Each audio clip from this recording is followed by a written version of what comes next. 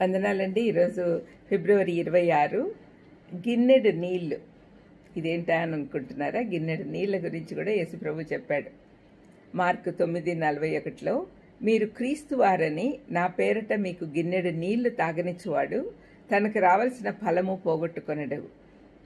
యేసయ్య ఎంత గొప్ప కరుణగల దేవుడు.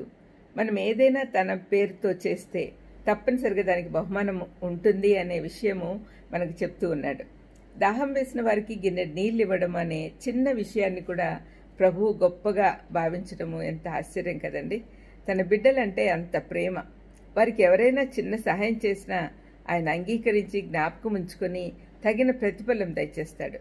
అందుకే బీదలకు అప్పిచ్చువాడు యెహోవాకు ఇచ్చినట్లే అని దేవుని వాక్యం చెప్తుంది. గిన్నెడు నీళ్లు ఇచ్చుట అనే స్వల్ప కార్యం చేసినా కూడా దేవుడు గుర్తిస్తాడు. పెద్ద పెద్ద కార్యాలు చేస్తేనే ఆయన ప్రతిఫలం ఇస్తాడని అనుకోకూడదు. చిన్న సహాయాలకు కూడా ఈ వాగ్దానము వర్తిస్తుంది. క్రీస్తుపై మన ప్రేమను రుజువు చేసుకున్నట్టుకు గొప్ప త్యాగాలే చేయాల్సిన అవసరం లేదు, గొప్ప అద్భుతాలు చేయని అవసరం లేదు, గొప్ప గొప్ప పనులే చేయాల్సిన అవసరం లేదు. ప్రేమతో ఒక చిన్న బిడ్డని దగ్గర తీసుకున్న ఒక గిన్నెడు చల్లని నీరు దాహంతో ఉండే వాళ్ళకి ఇచ్చిన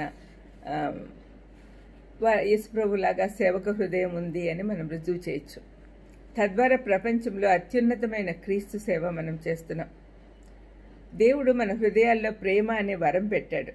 పనికి రాకుండా తాళం వేసి పెట్టేదానికి కాదు, కానీ ఇతరులతో పంచుకోవడానికి. మనకి ఏదైనా బహుమతులు ఇస్తే, ఏదైనా ఆశీర్వాదాలు ఇస్తే అవి మనమే ఉంచుకోకూడదు, ఇతరులతో పంచుకోవాలి. దప్పిగొన్న వారికి గిన్నెడు నీరు ఇవ్వలేదు అంటే మనలో దయా కనికరము లేదని అర్థం. అటువంటి వారు దేవుని కనికరం పొందజాలరు. కనికరం చూపించుట అంటే దేవుని ప్రేమను ఇతరులపై కుమ్మరించుటయే. మన జీవితాలను కనికరంతో నింపుకుంటే మనం వెళ్ళిన చోట్లలో ఎల్లవేళ ఆశీర్వాదాలు కుమ్మరించబడుతూ ఉంటాయి. క్రీస్తు పట్ల ప్రేమ, తోటి మానవుల పట్ల కనికరం కలిగి ఉంటే ఇతరులను ధారాళంగా ఆశీర్వదిస్తాం. యేసు ప్రేమ ఇచ్చిన 2 ఆజ్ఞల్లో,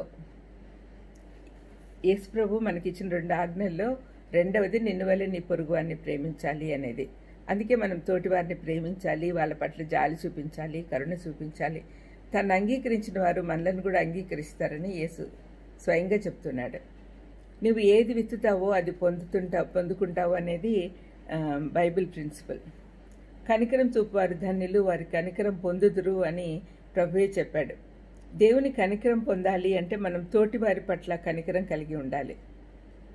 మన హృదయాలు కఠినంగా ఉంటే దాన్ని సాఫ్టన్ చేసి దేవుని వాక్యంతో, దేవుని ప్రేమతో నింపుకోవాలి. అప్పుడే దేవుడు సంతోషిస్తాడు. ప్రార్థన చేసుకుందాం. దయమైడా కనికరం గల హృదయాన్ని మాకు దయచేయండి.